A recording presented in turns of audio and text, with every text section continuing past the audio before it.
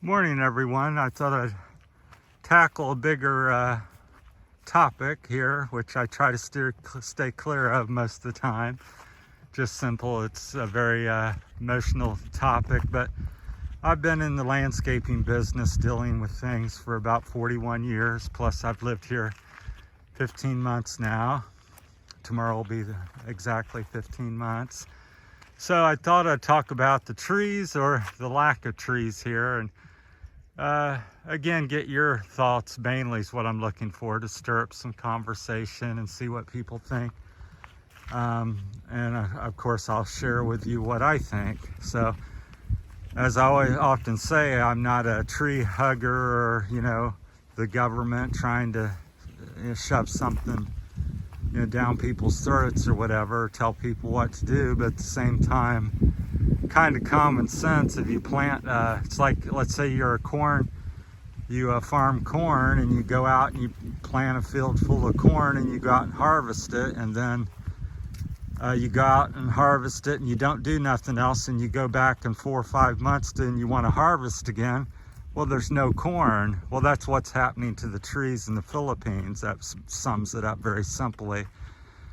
People go out here and they're building their homes all over the place. They need wood, understandable. People are making charcoal for cooking, making money. They need wood.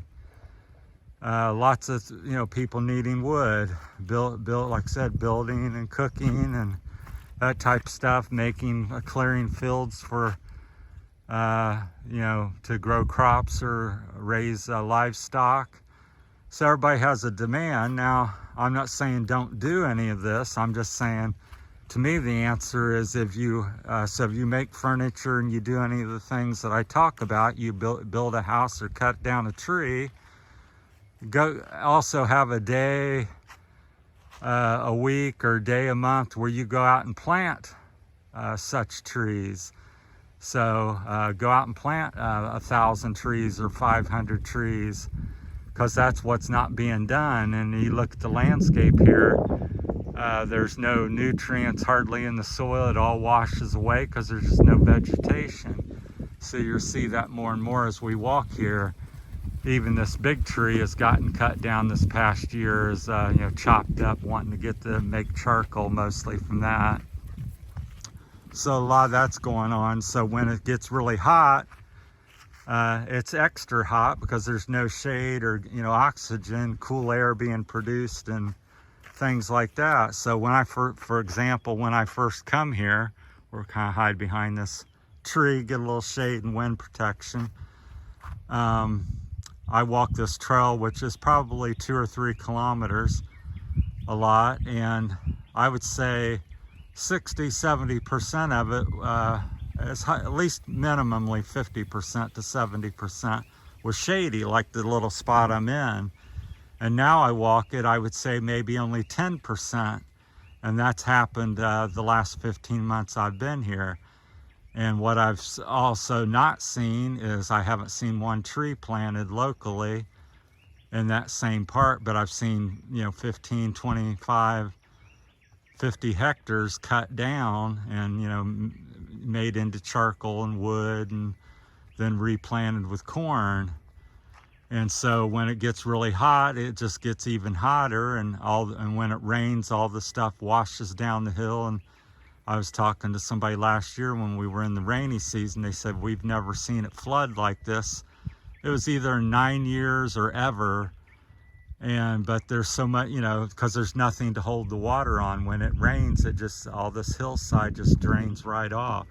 There's no shade, no roots and things like that to hold the moisture in. So that's my thoughts on it. And I just think, I would hope that people would see that and say, let's get together and plant. But unfortunately, maybe it takes a government mandate of some sort and kept after. I don't know if that's possible in the Philippines, but I just see here in the part of Iloilo, Barotac, Viejo, where I'm at, it's definitely a tree shortage is pass around. It's like that hill's all of grass, maybe 100 trees kind of scattered around, little trees that's popped up. So You can see almost every hill within sight of me is almost completely bald, just very few trees. And it'll be greatly illustrated. Hopefully it's not too windy when I come over the hill here, because we're on the ocean side. But it just looks like a desert, or somebody dropped a nuclear bomb over here. It's just nothing but brown and yeah, dead, and everything looks dead.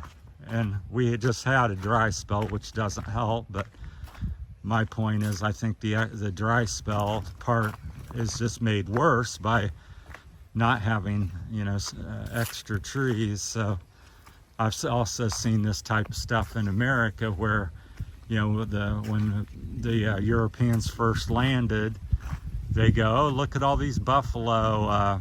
There's literally millions and millions, as far as you could see, out in the Great Plains. So they shot them for fun, sport, just a target practice, and they about killed them all eventually. It took many years to do it, but they did it.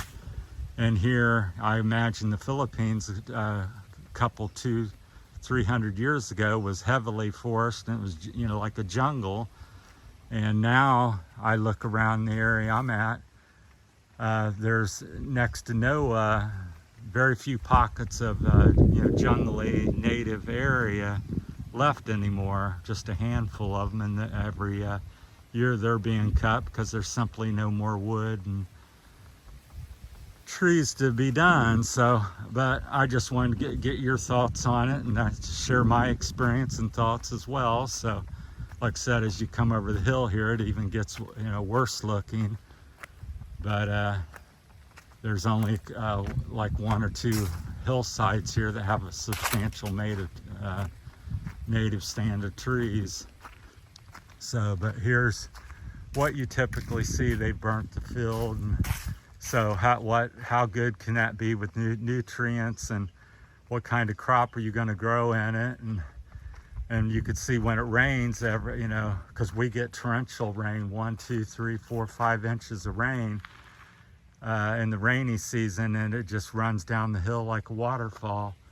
So, and then here's another example over here. I kind of pan in a little bit for you, but you can kind of see here, there.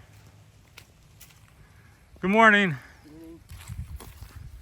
So, but anyhow, despite that, it's still a beautiful country and many beautiful places. But I find it a little bit sad that people aren't. I know it's a catch between making money, making charcoal, and making money, to build your house, lumber, and also growing crops and having a place to do that. But I just think there's a trade-off, that you can't just keep cutting every hill and have nothing left.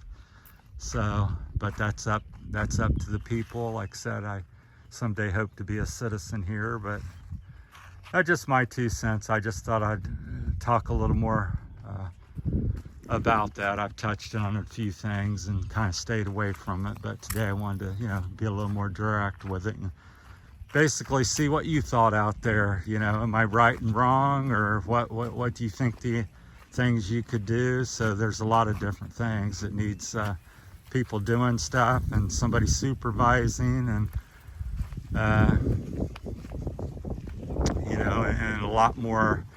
I have heard of somebody like the fire department up in Barotac, Viejo, was planting trees one day or something, so I don't know how often they do that, so I commend them. And I'm sure we definitely need a dozen more just like that all around the island here. So you can just see this part looks like a wasteland, and then even the ones that don't look so bad are just mainly barren, just a few scattered trees here and there. So, all right, that's my time on the trees in the Philippines, what's happening to the trees, what's happened and what's happening. So let me know what your thoughts are, and if you have any opinion on it. That's just mine. Thanks for watching. Have a great day. Bye.